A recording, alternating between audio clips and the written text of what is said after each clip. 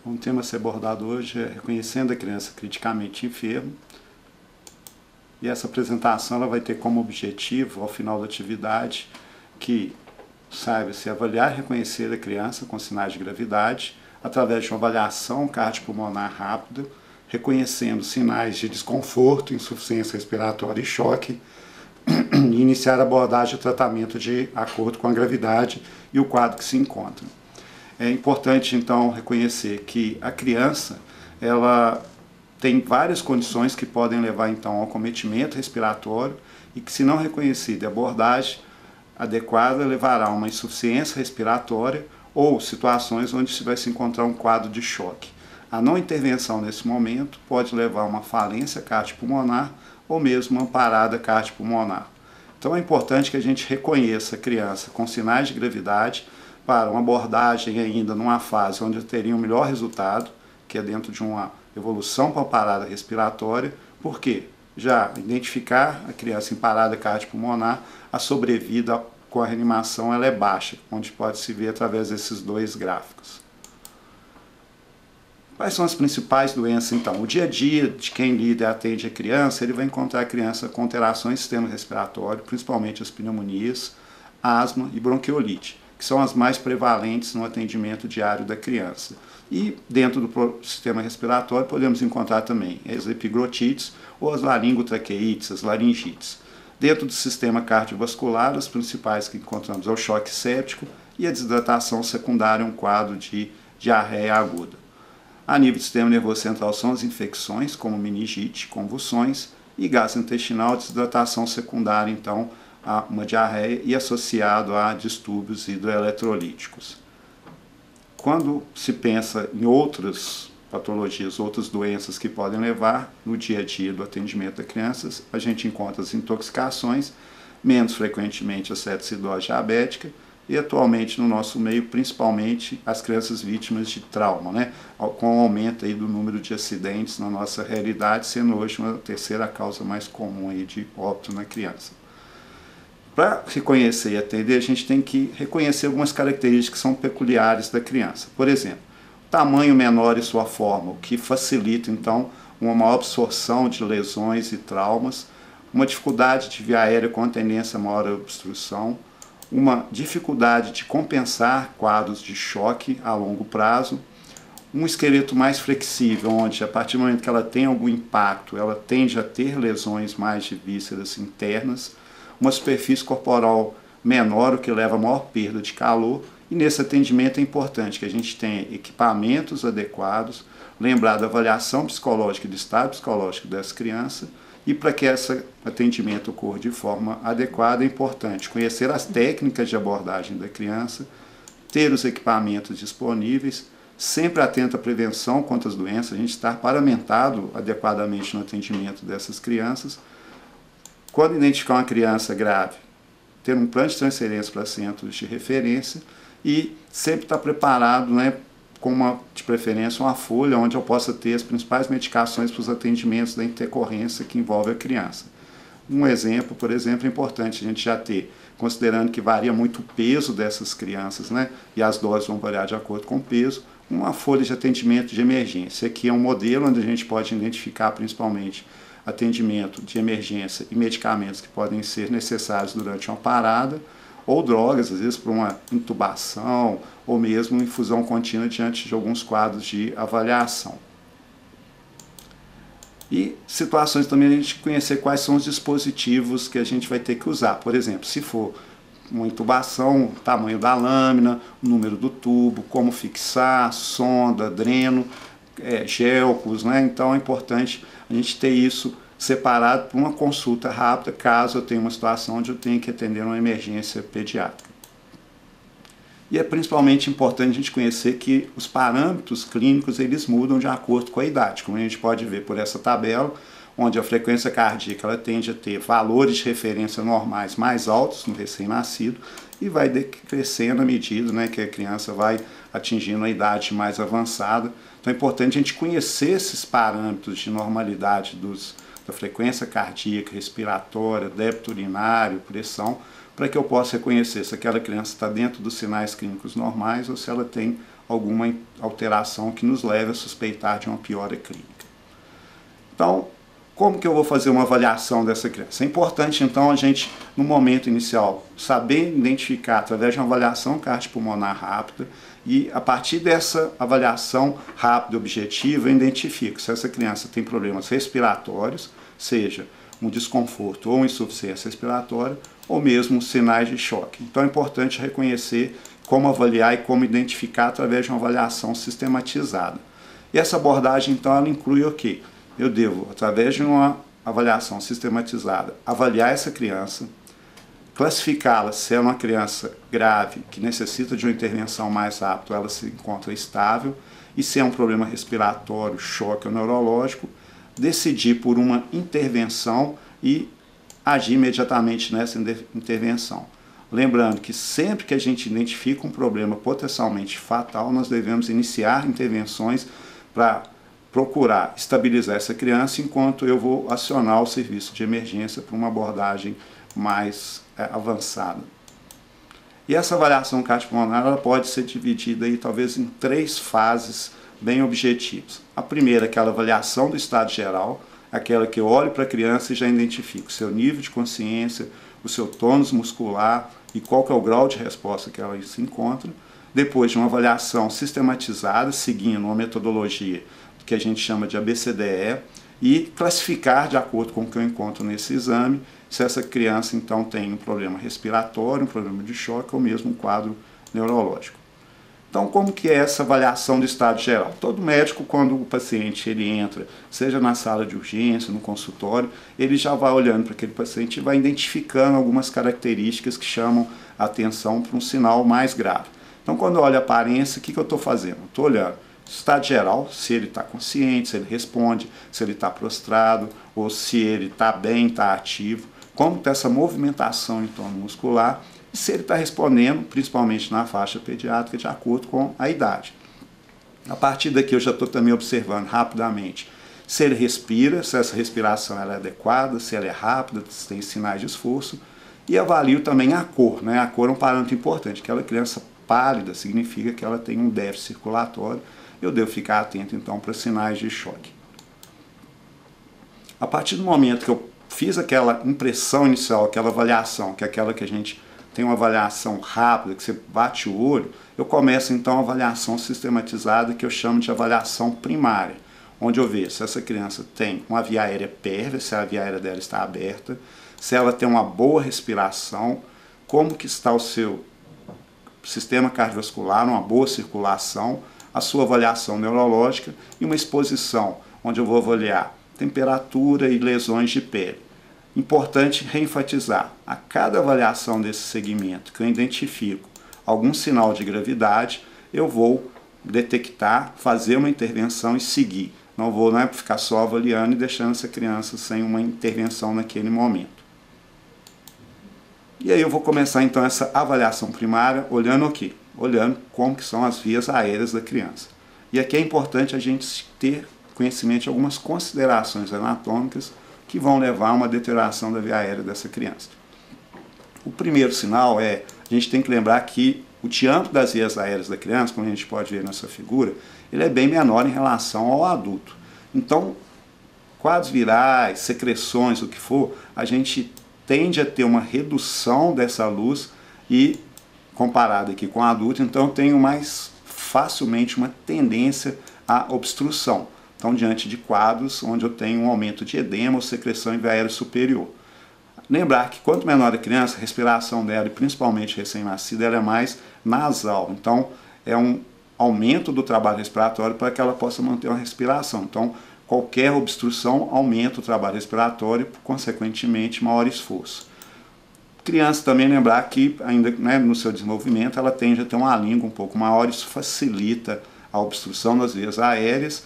E lembrar também que a nível da traqueia, ela tem um fechamento incompleto ali dos anéis cartilaginosos. Então, quando eu hiperestendo demais o pescoço, numa manobra, ou durante a criança estar ali deitada, eu posso levar a uma obstrução de vias aéreas. E uma característica, principalmente lembrando aí da oclusão por corpo estranho, é que o ponto mais estreito da via aérea dessa criança é o anel cricoide. Então, essas características descritas nos levam a uma maior facilidade de obstrução de vias aéreas superiores nessa criança.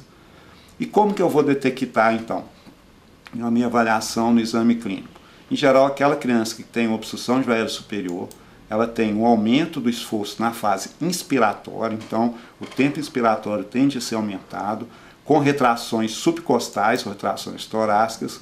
Ela tende a ter sons na inspiração, que pode ser ronco ou estridor, isso a gente encontra muito aí na epiglotite, na laringite, ou pode ter episódios, né, sem sons respiratórios, justamente por uma obstrução maior, então a criança não tem uma boa ventilação, naqueles casos onde eu tenho obstrução total da via aérea superior. Então, a partir desses sinais, esforço inspiratório, estridor, ronco, retrações torácicas, eu posso avaliar se essa criança, então, como está a via aérea. A via aérea dela está obstruída ou é uma via aérea pérvia? Se ela está pérvia, ela é sustentável, eu preciso a criança consegue manter ela aberta sem nenhuma manobra ou não? Eu vou ter que fazer alguma manobra para manter essa via aérea pérvia. No caso aqui seria uma intubação mesmo, uma desobstrução por algumas manobras. E aí, né, eu vou estabelecer algumas medidas, à medida que eu identifico um problema em via aérea superior, onde eu tento restaurar a patência dessa via aérea, tentando posicionar essa criança o mais confortável possível. Se não resolver, eu vou estabelecer manobras, né, para abrir a via aérea. Se necessário, por causa de secreção, aspirar essa via aérea da criança, principalmente aquelas crianças com quadros virais, né, com uma coriza intensa, com secreção aumentada, ou então manobras de obstrução, principalmente na presença de corpos estranhos aí em via aérea superior. Ou muitas vezes eu vou ter que estabelecer algum acessório para manter essa via aérea, seja uma cânula, seja uma intubação traqueal. E aí as intervenções mais avançadas que a gente tem, intubação, a remoção do corpo estranho por laringoscopia direta, ou mesmo a necessidade de uma aplicação de pressão positiva, ou seja, ventilação com bolsa, válvula, máscara, né, famosamente conhecido como AMBU, ou intervenções cirúrgicas de urgência, como a cricotireoidostomia. Então essas aqui são as medidas que eu vou estabelecer para manter essa via aérea patente e abordar aí uma criança caso ela tenha sinais de gravidade de uma obstrução de via aérea. Então aqui é importante a gente ver essas figuras, né?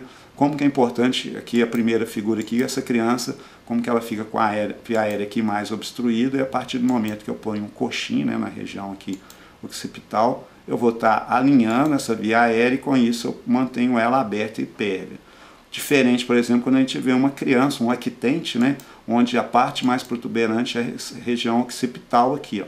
Então o que a gente vê nessa região é que ela tende a ficar mais obstruída quando ela está nessa posição. Então eu uso um coxim aqui na região, né, entre as escápulas, e com isso eu consigo manter uma via aérea aqui mais pérvia.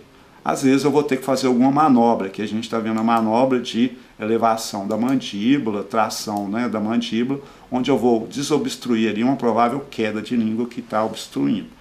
E a partir daí, se essa criança encontra-se inconsciente, eu posso usar um dispositivo para manter essa via aérea aberta, que é uma cânula orofaringe. Aqui, né, a gente tem uma cânula posicionada, onde eu mantenho então, essa criança com a via aérea aberta, enquanto eu providenciei, se for necessário, uma intubação. Essa aqui é uma indicação, então, para uma criança ou um paciente que está inconsciente. Já aquele paciente consciente, com aumento de secreção e que a via aérea está mais obstruída, às vezes por um sangramento, eu posso usar, né, nesse paciente consciente, uma cânula nasofaríngea, né, onde eu vou, então, não tenho problema dela estar consciente, manter essa via aérea prévia e desobstruída. Então, quando eu avalio a via aérea e identifico um problema, essas são as principais intervenções para abordagem e manter essa via aérea aberta. Seguindo a minha avaliação, se eu não tenho nenhum problema a nível de via aérea, eu sigo com uma avaliação respiratória. E aí eu tenho que lembrar das considerações anatômicas da criança. Então, lembrar, o diafragma é o principal músculo da respiração.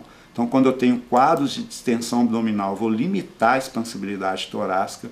A criança tem uma imaturidade da função muscular diafragmática intercostal. Então, ela, no sinais de gravidade, quando ela respira mais rápido, ela tem muito esforço, ela entra em exaustão mais precocemente. Os poros de ventilação colateral são pobremente desenvolvidos, então a criança tem uma maior tendência a telectasia. E ela tem uma caixa torácica também mais complacente. Isso tudo, somando, leva a um maior esforço respiratório diante de quadros infecciosos, de quadros de obstrução de via aérea. E lembrar também da incoordenação tóraco-abdominal, isso favorece um aumento, né, e a manutenção de secreção, principalmente via aérea inferior, e prejudica aí a eliminação dessa secreção, seja através da tosse ou outros mecanismos fisiológicos. E o pulmão também com menos elastina, isso favorece uma diminuição da complacência pulmonar, então a criança que ela tende a ter mais atelectasia. Esse contexto dessas considerações, essa imaturidade de vias aéreas inferiores da criança, favorece então que essa criança tenha maior número de problemas respiratórios. Então, quando eu avalio esse desempenho, para mim é importante o quê? Avaliar a ventilação espontânea, se ela é normal, e o esperado é que a criança ela tenha um trabalho mínimo durante a respiração e que essa respiração ela seja silenciosa, isso é o normal. A frequência respiratória normal se relaciona inversamente com a idade, então quanto menor a criança, o parâmetro de normalidade é uma frequência mais alta, por isso que é importante eu conhecer esses parâmetros. E espero sempre encontrar uma criança rosadinha, né? Seja suas mucosas, leito ungueal, palmas das mãos ou solas dos pés, é o normal. Qualquer coisa que foge disso, eu devo ficar atento que eu estou com um problema respiratório. Outro fator importante, que é determinante na criança, que ela necessita de uma quantidade, uma oferta maior de oxigênio. Então, um paciente pediátrico, ele tem uma elevada demanda de O2 por quilo por peso corporal. Por quê? Porque ele tem uma taxa metabólica mais alta. Ela necessita, portanto, de um consumo maior de oxigênio, que é de 6 a 8 ml por quilo minuto. Se o normal, se a gente for comparar o adulto, aí o adulto é de 3 a 4 ml por quilo. Então a criança demanda um maior consumo, o dobro desse consumo de oxigênio. Ela tem uma capacidade residual funcional baixa, a reserva dela é baixa, e a reserva de oxigênio também mais baixa. Todo esse contexto nos chama a atenção que a criança ela pode desenvolver uma hipoxemia mais rapidamente, então ela é mais lábil, mais sensível à hipoxemia, e com isso ela, com a hipoxemia perfundindo mal, ela tende a evoluir provavelmente com bradicardia e até uma parada cardiorrespiratória. Então essa característica também é importante a gente lembrar então na hora de abordar, né? A oferta de oxigênio mais precoce. Então quando eu avalio o quê? A frequência, o esforço e mecânica respiratória, entrada de ar e com isso olha a expansibilidade, que me mostra o volume corrente, e cor da pele e mucosa. E aí, aqui uma tabela para a gente lembrar então as variações de respiração por minuto de acordo com a faixa de idade. Do lactente até o adolescente a gente pode ver que vai, né, inversamente proporcional aos valores de referência. Através dessa avaliação eu vou identificar se essa criança tem uma taquipneia, ou se ela tem uma respiração mais lenta, uma bradipneia, ou mesmo se ela está em apneia. São situações de alerta onde eu vou ter que começar alguma intervenção mais precoce nessa abordagem. Outro parâmetro importante é ver o padrão respiratório. Essa criança ela tem algum esforço para respirar, ela tem retrações torácicas, e aí eu vou identificar alguns locais de retração comum. Subcostal, que é mais comum nas obstruções de vério superior, assim como a substernal, né, com a retração do abdômen abaixo do osso externo, ou intercostal, aqui já mais comum nas obstruções de via aérea inferior, asma, bronquiolite. E ficar atento aos sinais de retração de gravidade, ou seja, que a menina está em franca falência respiratória e vai exaurir a qualquer momento, que são as retrações supraclaviculares, supraesternal e external. Todas essas aqui então, são sinais de maior gravidade. A criança ela começa com o aumento da frequência, o aumento do esforço, o aparecimento de retrações, e essas retrações elas vão aumentando a sua complexidade. Outros sinais que vai chamar também a atenção para a gravidade, que está dentro dessa mecânica respiratória, é além das retrações que a gente observa, são os gemidos, né? Ou aquela criança que respira com dificuldade, que ela tem batimento das suas aletas nasais, ou para respirar ela faz um balanço da cabeça, usando muita respiração abdominal também. Então isso aqui tudo são sinais de esforço e sinais que aquela criança está evoluindo aí com insuficiência respiratória. Outro dado são os sons, né, como já foi citado. Então, quando eu tenho estridor, principalmente inspiratório, me chama atenção para uma obstrução de via aérea superior. Já sibilo ou tempo expiratório prolongado, me chama atenção para sinais de obstrução de via aérea inferior. Asma, bronquiolite e, no caso do estridor, uma laringite, né, que é mais comum, ou mesmo uma epiglotite, que é um caso mais grave. Vou também, à medida que eu já contei a frequência, olhei sinais de esforço, eu vou também avaliar a expansibilidade torácica. Ela é simétrica, expande bilateralmente ou eu tenho alguma diminuição da expansão. Isso aqui já é importante quando eu estou pensando nos quadros infecciosos, uma pneumonia, ou mesmo uma telectasia, ou naquela criança vítima de trauma, em um pneumotórax ou um hemotórax, aonde eu associo a ausculta, se ela é simétrica e facilmente audível, e se eu tenho uma diminuição da intensidade, mudança da tonalidade, eu vou avaliar. Quer dizer, tem crepitações, é na base ali do pulmão direito, será que é uma pneumonia? Ou não entra ar, ausculta, não escuto nada, então será que é um derrame? Pode ser um pneumotórax, né? E também a avaliação antero-posterior de todo o tórax, né? Principalmente as assimetrias associadas aí ao trauma quando é um pneumotórax, né? Ou mesmo quando eu tenho uma coleção ali no hemitórax. E vou olhar aparência e cor, né? Lembrar que cianose é sinal tardio. Se eu encontro uma criança cianose, significa que ela já está no extremo da sua falência e insuficiência respiratória. E lembrar que além de sinal tardio, eu vou ter ausência de cianose em algumas situações, principalmente nas anemias, né? Então a ausência de cianose não exclui a presença de uma situação clínica grave. Os sinais anteriores sim me ajudam a identificar essa situação. A partir do momento que eu fiz toda a avaliação respiratória, eu vou identificar.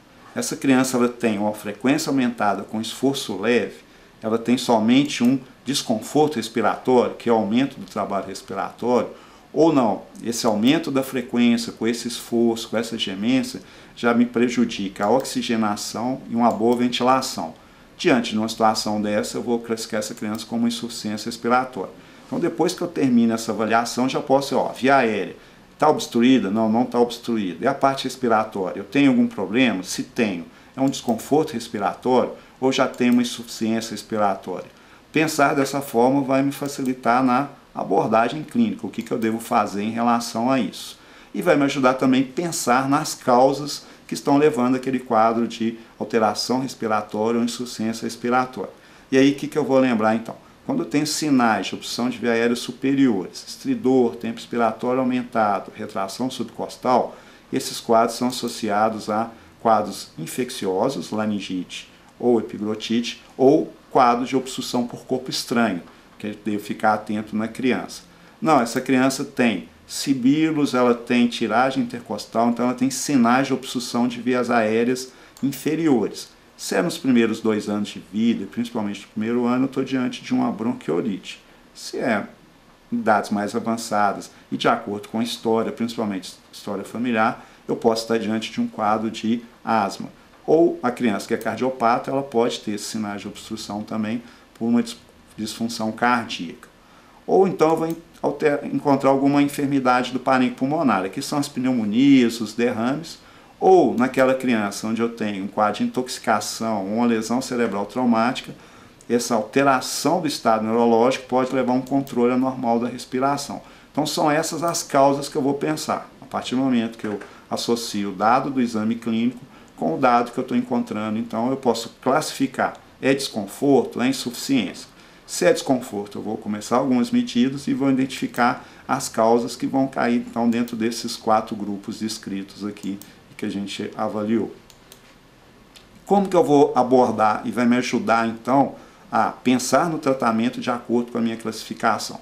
Se é um desconforto respiratório, significa que essa criança ela necessita de uma abordagem, mas que essa criança ainda não está no estado de gravidade extrema. Então o que eu vou fazer? Ser gentil na abordagem dessa criança, mantê-la na posição mais confortável, evitar o medo ou o choro, onde isso aumenta a demanda de oxigênio e desconforto.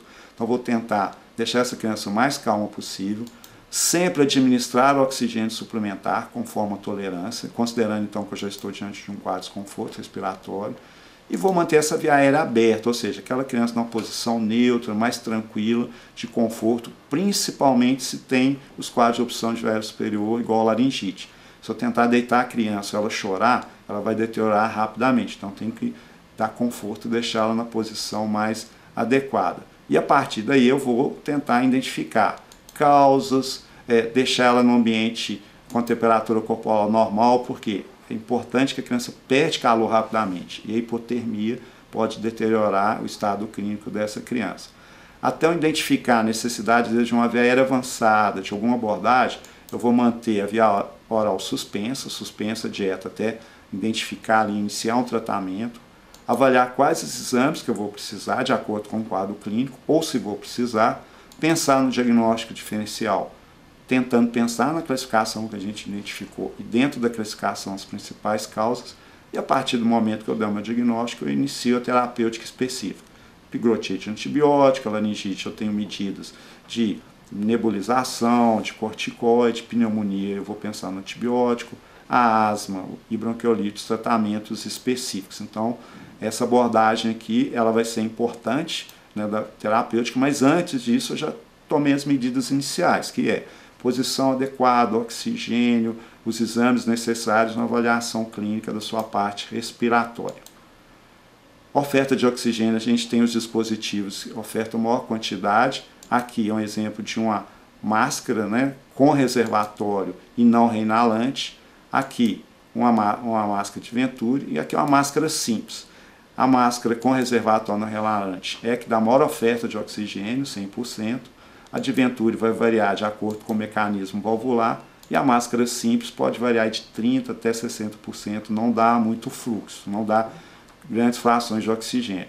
Já aquela criança menos grave, eu posso usar cânula ou catéter nasal, como visualizado aqui, que eu vou dar no máximo 3 a 4 litros, né? E não vou chegar a dar muito mais que 40% de oxigênio.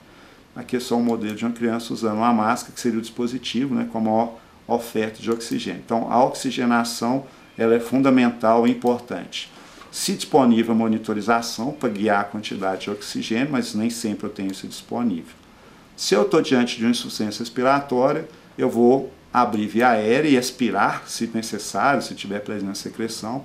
Se a criança tem insuficiência, não consegue ventilar adequadamente, eu inicio a ventilação com pressão positiva, com oxigênio a 100%, a monitorização e já vou obtendo um acesso venoso. E como que essa ventilação assistida? É importante que eu tenha um equipamento adequado. Então, se eu vou ventilar uma criança, eu tenho que ter a máscara de tamanho adequado, que é aquela que pega da base, né, da narina até a ponta do queixo, e ela fica aqui bem vedada. Vou usar a técnica do E e do C, para o quê? Para vedar bem essa máscara na face, para que eu possa fazer uma ventilação adequada. Aqui uma técnica com duas pessoas ventilando, e aqui é uma técnica com uma pessoa ventilando. Então eu uso a técnica do C para vedar a face e do E para manter a via aérea aberta, onde eu seguro a mandíbula e vou manter então a ventilação. É aquela criança que tem insuficiência respiratória e que não mantém uma ventilação adequada. E pode ser situações onde eu vou ter as indicações de realmente uma intubação traqueal, que vai me facilitar a ventilação com pressão positiva, principalmente para tratamento de choque e ou insuficiência respiratória, para manter essa via aérea bem protegida, principalmente se eu vou ter intervenções de diagnóstico ou terapêutico, cirurgias ou alguma abordagem mais avançada, manter essa via aérea protegida contra aspiração de secreção, sangue e sinais de obstrução, facilita a aspiração de secreções da traqueia e do bronco, e naquelas situações onde eu vou ter que fazer um tratamento de patologia específica, uma insuficiência respiratória, por uma pneumonia, por uma hipertensão intracraniana. Então eu começo com a oferta de oxigênio, abrindo aquela via aérea, avalia a necessidade de ventilação com pressão positiva, com unidade ventilatória. Se não estou sustentando e a criança não está melhorando, eu tenho que pensar então na possibilidade de uma intubação traqueal. E quando disponível, naquelas situações de uma via aérea difícil, que eu não estou conseguindo ventilar com a bolsa válvula máscara, onde eu não tenho habilidade de intubação e vou adiar um pouco, eu posso usar a máscara laríngea, né? Aí tem que se ver a técnica, como se utilizar específico, o treinamento específico, mas é de fácil uso e vai ajudar muito em situações de emergência. A partir do momento que eu avaliei bem via aérea, que eu mantive uma boa ventilação, que eu cuidei da parte respiratória, eu vou seguir a minha avaliação com a avaliação da circulação. E o que eu tenho que avaliar nessa fase da circulação? Vou avaliar a função cardiopulmonar, que começa com a avaliação da frequência cardíaca, pulso, né, se o pulso é fino ou rápido, e é importante avaliar os pulsos centrais comparando com os pulsos periféricos. O tempo de enchimento capilar, né? Aqui tem uma foto como que o enchimento lento. O normal é abaixo de 2 segundos, né? Aqui essa criança está quase 6 segundos, na criança cardiopata, né? Onde eu vou comprimir ali a extremidade do membro, soltar e ver quanto tempo ela reperfunde ali, né? Volta a ficar rosadinha. Aqui é uma situação já extrema de uma criança grave. Avalio também sinais de perfusão e órgão-alvo, né? O cérebro, né? Como que eu avalio? Se ela está consciente, está orientada, a pele está aquecida e se ela tem um débito urinário adequado. Então tudo isso aqui são meus sinais de avaliação da circulação, que é onde eu estou avaliando ali e procurando por alguns sinais de choque. Especificamente, então, quando eu avalio o nível de consciência, eu vou avaliar se a criança está acordada, ela responde bem, está ok, ou não, responde só a voz, ou seja, tem uma alteração de estado neurológico, ela é responsiva só à dor, ou seja, um coma mais aprofundado, um Glasgow menor ou igual a 8, ou não responde no estímulo. Né? O nível de consciência reflete muito a perfusão do órgão, ou seja, como que está a circulação dessa criança. A frequência cardíaca, né, que a gente varia de acordo com a idade, mas lembrando que frequências, por exemplo, no lactente acima de 220, eu posso estar diante de um ataque cardíaco supraventricular, e em crianças ou adolescentes, frequências acima de 180, ficar atento também a ataque cardíaco supraventricular, mas o mais comum na criança aqui são as taquicardias sinusais. Então a frequência respiratória, a criança, em qualquer sinal de gravidade, ela responde principalmente com aumento da frequência respiratória e aumento da frequência cardíaca. Os níveis pressóricos vão variar com a idade, mas existem essas regras, de acordo com essa tabela, que seria a pressão sistólica mínima, que eu considero que está dentro da pressão normal para aquela criança, que seria o percentil 5 da pressão arterial. Por quê? A criança, quando ela está grávida, tem sinais de choque, ela tende a ter a pressão normal. Hipotensão não quer dizer que eu tenho que ter hipotensão para falar que essa criança está em choque. Isso é importante guardar, por quê? Quando eu encontro uma criança hipotensa, que ela já está numa fase tardia do choque. O importante é reconhecer os sinais precoces desse choque, que é o quê? Uma taquicardia, uma perfusão mais lenta, uma alteração do estado de consciência, uma redução do débito urinário. Pressão arterial é o último parâmetro que muda na criança grávida, então eu não devo esperar encontrar hipotensão sempre, pelo contrário, eu tenho que reconhecer os sinais de gravidade antes que essa criança esteja hipotensa. O débito urinário é um fator importante, né, principalmente quando eu estou avaliando os sinais de choque, e aqui alguns parâmetros. O normal é a criança urinar de 1 a 2 ml por quilo-hora, quanto menor a criança tende a ter um volume maior. Se eu encontro uma criança que está aí 6 horas ou mais sem urinar, significa que ela tem uma má perfusão renal, que podem ser sinais de choque nessa criança. E aí eu vou, depois dessa avaliação, ver. Quer dizer, a criança tem uma frequência cardíaca aumentada e uma perfusão sistêmica ruim, mas a pressão arterial dela está normal. Então eu tenho sinais precoces de choque e classifico essa criança como choque compensado. Se eu já avalio uma criança com pulsos centrais finos, com alteração do nível de consciência e hipotensa, eu vou classificar essa criança como sinais de choque descompensado, ou seja, sinais tardios. Então, se eu tiver que avaliar, o importante é que eu já encontre essa criança, né, com sinais mais precoces para que eu possa começar minhas intervenções, onde a resposta vai ser melhor na fase inicial do quadro de choque, que é um problema circulatório. E quais são as causas, então? A partir do momento que eu avaliei taquicardia, perfusão lenta, alteração de consciência, diurese que vai reduzindo, as principais causas de choque na criança é o hipovolêmico, secundário principalmente as diarreias, ou, no caso dos traumas, as hemorragias, os choques distributivos, o mais comum o choque séptico, né, que é o que a gente encontra nas crianças, nas pneumonias, nos impetigos, lesões de pele, varicela, entre outros. Menos comuns choques cardiogênicos, aí seria naquela criança já com uma história. E o choque obstrutivo, que são aquelas situações de politrauma, né, que é um tamponamento cardíaco ou um pneumotórax hipertensivo. Nós vamos ficar principalmente diante dos choques hipovolêmicos, que é diarreia ou hemorragia no trauma, e do choque séptico, que são as causas de choque mais frequentes na faixa pediátrica. E quais são as prioridades? Como abordar diante da identificação de um quadro de choque? Lembrar que tudo sempre começa por manter a via aérea superior pérvia, administrar oxigênio para manter uma boa oxigenação e uma boa ventilação, então é a sequência do ar, via aérea. B, boa respiração. Avaliar a frequência cardíaca, oximetria e débito urinário, onde eu estou avaliando a parte circulatória. Já providenciar um acesso venoso e, diante de sinais de choque, principalmente hipovolêmico e séptico, eu tenho que começar a expansão de volume.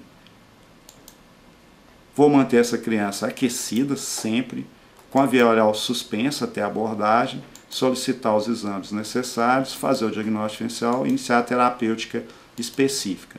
Aqui um exemplo no choque séptico, onde o volume que eu vou dar é o soro fisiológico ou Ringer, 20 ml por quilo em bolos em 15 minutos, pelo acesso periférico ou intraósseo. Sempre que eu dou um volume eu reavalio, porque às vezes as crianças podem não tolerar o volume e evoluir com sinais de disfunção cardíaca. B3, aumento de fígado, engurgitamento jugular, e vou considerar as drogas inotrópicas, aí, aminas ou mesmo vasopressores, de acordo com que ele fica refratário ao volume. Nos quadros de sepsis e hipovolemia eu posso precisar às vezes chegar até 100 ml por quilo ou mais. O importante é sempre reavaliar, e se ela mantém sinais de choque, mas não tem uma descompensação cardíaca, eu vou tentando o volume e avaliar o uso de inotrópicos ou aminas. O acesso venoso eu sempre tento o periférico, mas tem que lembrar que a criança em choque ela pode ter dificuldade da obtenção do acesso periférico, e o intraósseo ele é útil e você pode infundir, qualquer solução corre bem, uma vez que o acesso central não é recomendado como abordagem inicial, e o periférico eu consigo correr mais volume e administro maior quantidade. Então o intraósseo periférico é a melhor opção.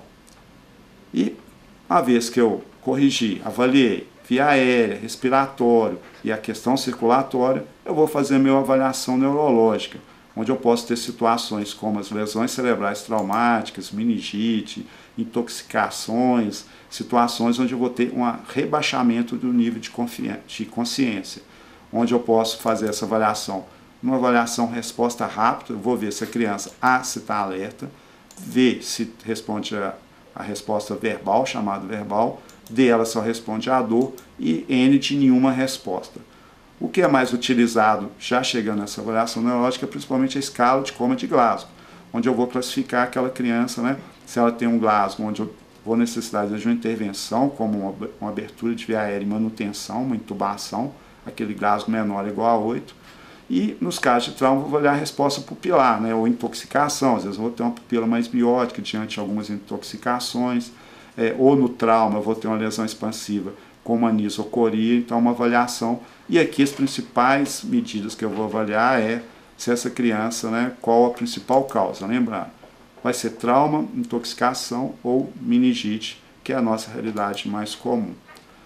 E, por fim, nessa avaliação, eu vou estar avaliando a exposição. O que é isso? É temperatura, manter a temperatura ideal, tratar vigorosamente febre e aquecer no caso de hipotermia, procurar lesões de pele, que pode ser a causa daquela gravidade, um impetigo, uma lesão, uma ferida aberta, que são os casos de choque séptico, as lesões de varicela infectada, ou hematomas, lesões de criança no caso de trauma, ou mesmo lembrar também do abuso e dos maus tratos, que é uma situação que a gente tem que procurar identificar e que leva a essas situações de gravidade.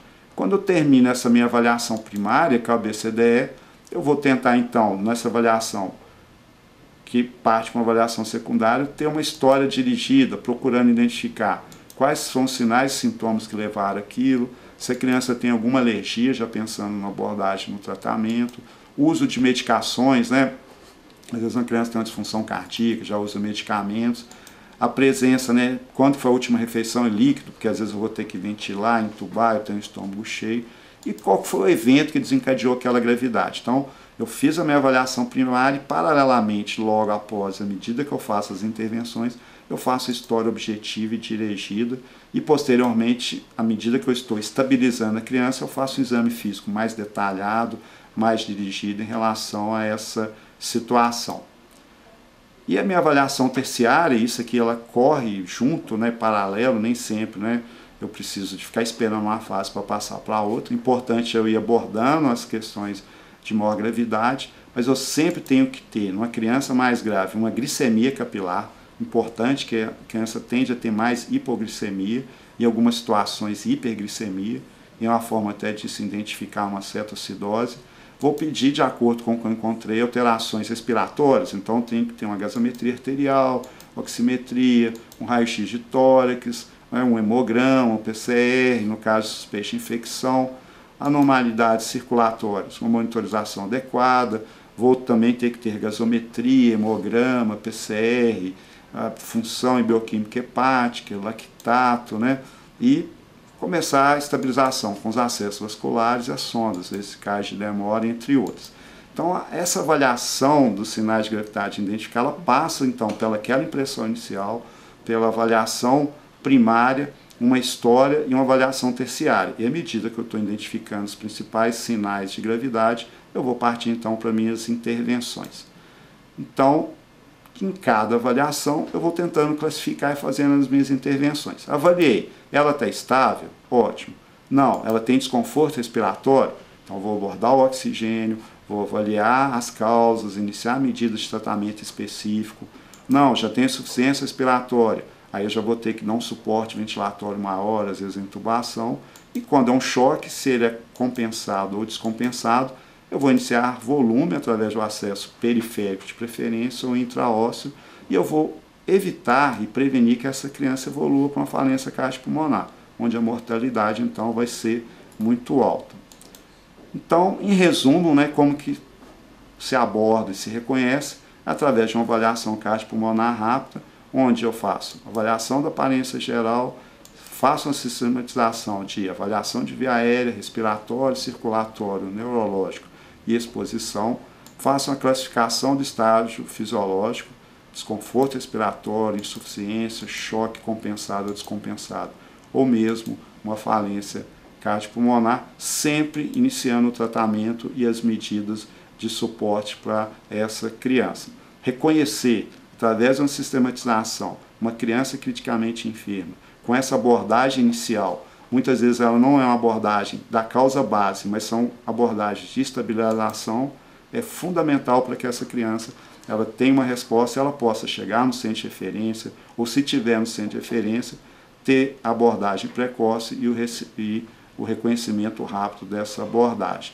Esse era o tema proposto e a gente fica aberto aqui então para as perguntas e discussão.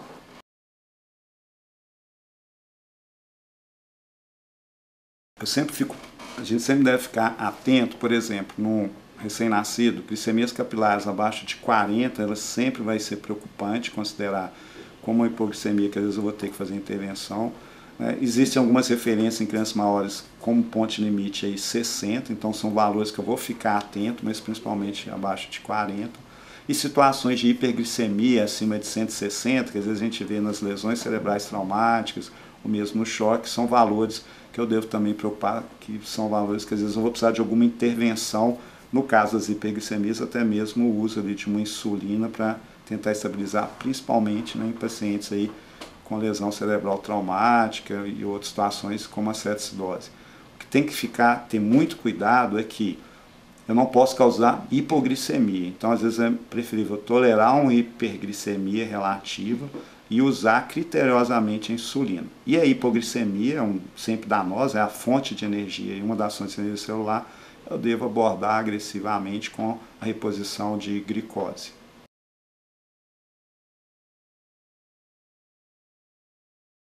Na abordagem da PCR, assim, antes de chegar na questão de pegar um acesso, a gente sempre deve lembrar de iniciar a reanimação cardiopulmonar.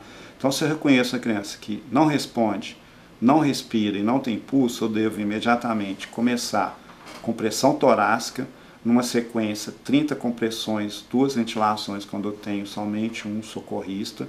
Quando eu tenho 2 socorristas nas crianças abaixo de 10, 12 anos, eu mantenho 15 compressões, 2 ventilações. A partir do momento que eu estabeleci essa sequência, eu vou tentar identificar aquele ritmo de parada, se é um ritmo chocável ou não, né? E aí nos casos chocáveis, as taquicardias ventriculares sem pulso e a fibrilação, os não chocáveis, a sistolia e a ESP.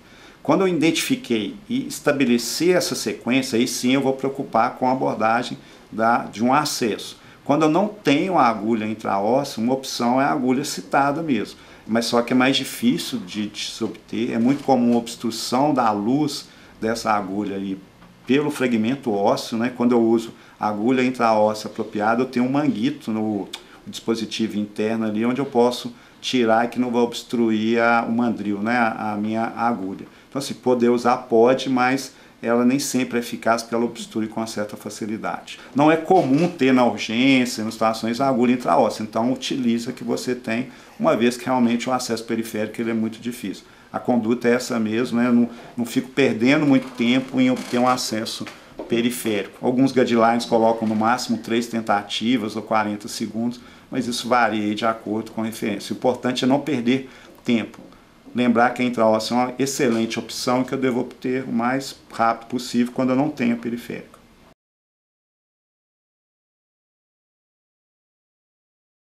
Quando eu tenho a máscara com reservatório, eu tenho que dar no mínimo 10 litros, é de 10 a 15 litros. Seja com reservatório reinalante ou não reinalante.